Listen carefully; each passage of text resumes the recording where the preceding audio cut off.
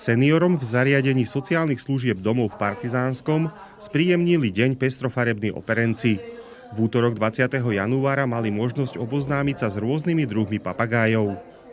Každý papagaj je osobnosť, má každý svoju povahu, takže nedá sa pristupovať k ním nejakým spôsobom všeobecným, ale musíte ich rozpoznávať, ich správanie a podľa tomu aj pristúpiť. Stáčich operencov svojou prítomnosťou potešili ary, z nich najväčšia ara hyacintová, arakangu či kakadu. Papagáje milujú spoločnosť ľudí a tak seniori mohli byť s nimi v bezprostrednej blízkosti. Zachytávajú frekvenciu ľudí, zmenu nálady. Tam sa mení tep, mení sa frekvencia srdca.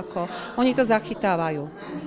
A na základe toho sa potom aj oni prispôsobujú alebo dokážu sa správať. Niektoré druhy sa často využívajú v ornitoterapii ako podporná liečba pri komunikačných a rečových problémoch.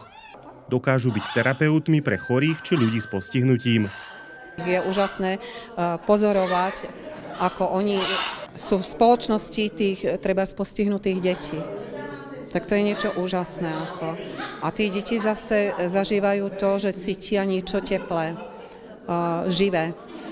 A učia sa zároveň aj porozumieť tomu, že ten vtáčik nie je virtuálny, nie je plyšový.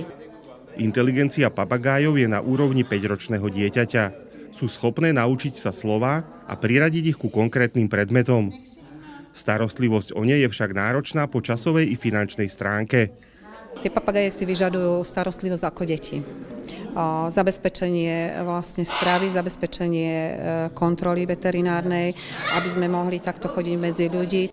Vďaka interaktívnemu podujatiu sa seniori dozvedeli nielen nové informácie a zaujímavosti zo sveta exotického vtáctva, ale mohli si tieto vnímavé tvory aj pohľadkať či sa s nimi odfotiť.